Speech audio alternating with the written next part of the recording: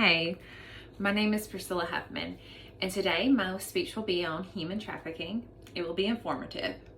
I chose this topic because it's something I really feel like I would like to bring more light to. I feel like it's something also that is kind of just pushed under a rug as no big deal, when in fact it's a very big deal. Sadly, this is something that should not be a huge industry, but it is, and it's continually rising by the day. So human trafficking is also not only a sex slavery, it is also slave laboring. And I don't think a lot of people realize that. So going back, when I was a teenager, I started really paying attention to human trafficking. It was something that kind of grabbed my attention on how someone was just so evil that they could do this to children, kids, young adults. And then I had kids of my own, and it really grabbed my attention then.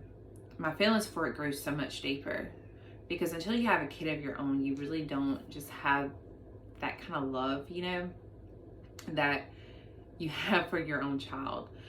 And to just see and hear of these horrific incidents of kids being sold into this is heartbreaking. And so I started researching and digging deeper into some of the things that goes on within this. Sadly, this is becoming the norm, and you don't even hear much about it, which is really heartbreaking, because I feel like this should be plastered all over news outlets and social media. I mean, in newspapers, articles, magazines. I really feel like this should be so much bigger than what it is. I mean, people are sadly being, sown into this, and they have no choice. So, human trafficking is something that's been going on for years. And instead of it being stopped, it is continually growing. And it brings so much profit to different people and industries that I do not think that will ever be stopped. Human trafficking is a worldwide multi-billion-dollar industry that definitely should not be bringing in that much profit for something so evil and so sick. There are even big corporations that are involved in this, exploiting these young children and adults. I mean, of all races, of all ages, from everywhere in this world.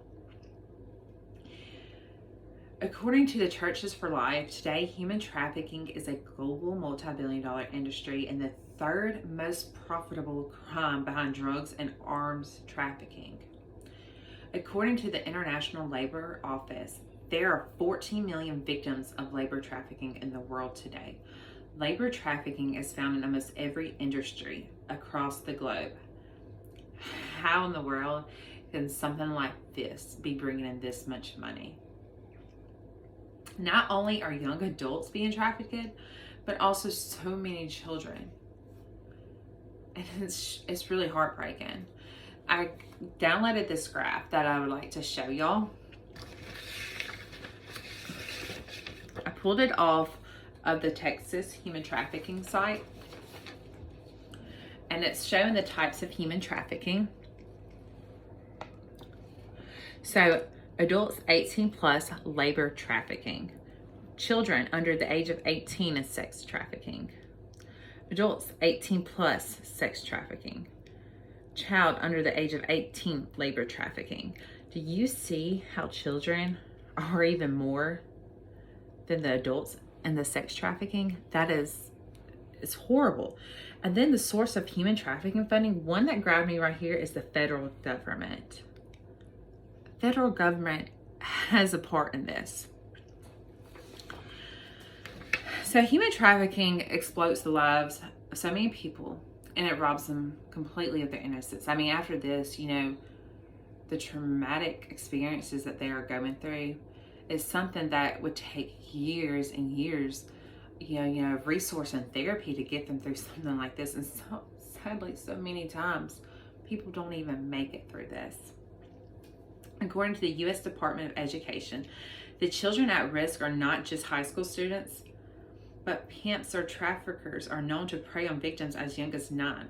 Traffickers may target minor victims through social media, websites, telephone chats lines, after-school programs, at shopping malls and bus depots and clubs, or through friends or acquaintances who recruit students on school campuses. Often trafficking is going on just within the person's home too. It could be due to drugs.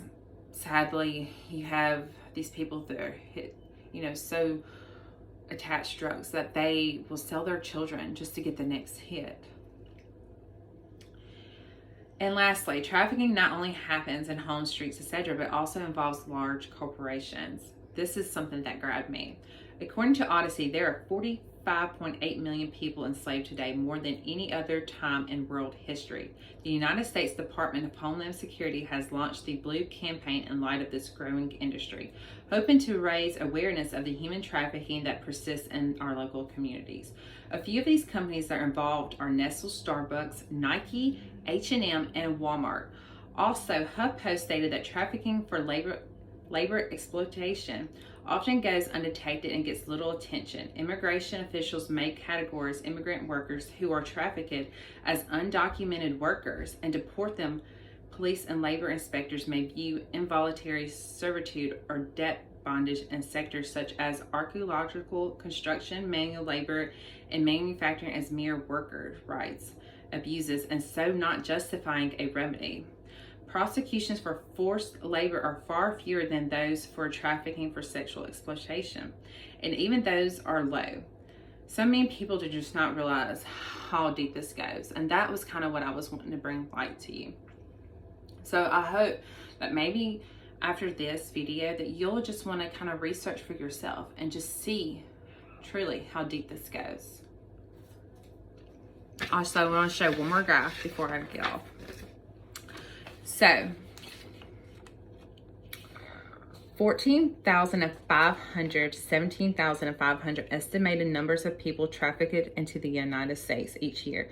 50% of people trafficked into the U.S. each year are children. 800,000 people are trafficked worldwide each year. East Asia Pacific is a region that is the largest source of people who are trafficked into the U.S. each year. Thank you for listening to the speech, and I hope you have a great night.